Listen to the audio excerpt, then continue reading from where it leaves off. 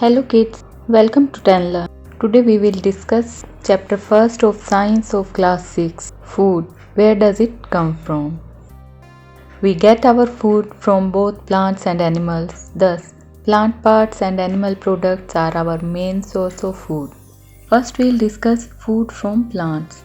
Green plants are called as producers as they prepare their own food using air, that is carbon dioxide, water, chlorophyll, that is the pigment present in leaves, in the presence of sunlight. This process is called photosynthesis. Fruits, vegetables, cereals, and pulses that we eat are all obtained from different parts of plants. Beetroot, sweet potato, turnip, yam, radish, and carrot are some examples of roots that we eat. Ginger, celery, sugarcane, potato, asparagus, and onion are some examples of stem that we eat. Spinach, cabbage, kale, mint, lettuce, and fenugreek leaves are examples of leaves that we eat. Broccoli, cauliflower, banana, and artichoke are some examples of flowers that we eat. Pulses, cereals, edible seeds, and dry fruits and peas are examples of seeds that we eat. Fruits like strawberry, grapes, apple, peach, mango, and vegetables like wattle gourd, cucumber, brinjal, tomato are the examples of fruits that we eat. Now we'll discuss food that we get from animals. That includes dairy products, honey, egg, fish, and meat.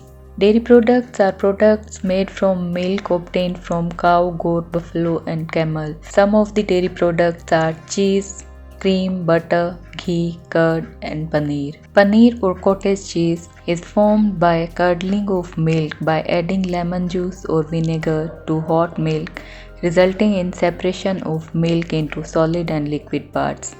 Liquid is drained off and solid part forms the paneer. Cheese is made from curdled milk. Cream is made by collecting top fatty layer of the milk. Butter is made by churning fresh cream. Ghee is made by gently heating butter and removing solid matter. Curd is made by adding a small sample of curd in warm milk. The microorganism present in curd sample turns the milk into curd. The process takes few hours. Meat. Meat is rich in proteins and is commonly obtained from animals like goat, chicken, fish, and prawn. Egg is rich in proteins and vitamins. Mostly people eat eggs of hen, duck, and goose. Honey is made by bees from nectar of flowers and is collected from beehives and is used for cooking and have many medicinal values. Now we'll discuss what do animals eat. As plants, animals cannot make their own food.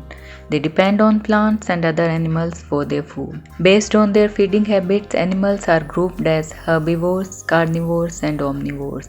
What are herbivores? Herbivores eat only plants and plant products. For example, cow, horses, giraffe, squirrel, deer, and butterflies. Some of the characteristics of herbivores are: first, cows, horses, goats have wide blunt teeth suitable for pulling plants from the ground and grinding them. Second, herbivores like cows and goats can bring back previously swallowed food to the mouth for chewing it for the second time. By doing so, they absorb nutrients from hard to digest food like grass. Third, squirrels have pair of broad, sharp-edged front teeth in each jaw to gnaw food items such as nuts. Fourth, insects such as butterflies have mouth parts shaped like straw to suck nectar from flowers. Now we'll discuss carnivores. Carnivorous animals eat only flesh of other animals. For example, lion, tiger, jackal, owl,